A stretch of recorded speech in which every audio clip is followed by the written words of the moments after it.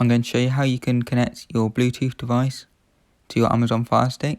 Going to go to settings, remote and Bluetooth devices, other Bluetooth devices, and then add a Bluetooth device. As you can see, I already have one added. So now it will show up and you can connect your headphones or speakers, Bluetooth headphones or speakers. But if it doesn't show up, you can click cancel, which goes back.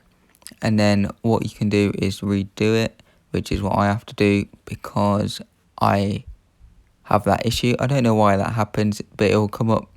So we're going to have to press cancel.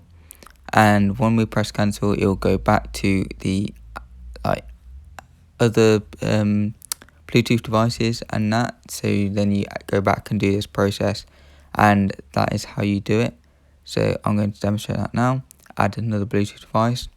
It should show up in a few seconds. Boom, there we go. I don't know why it has that issue, but yeah, this is how to do it. And now it's paired.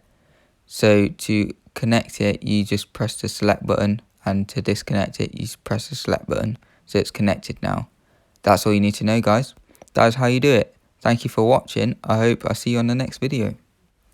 Make sure you hit that subscribe button for more good content coming soon.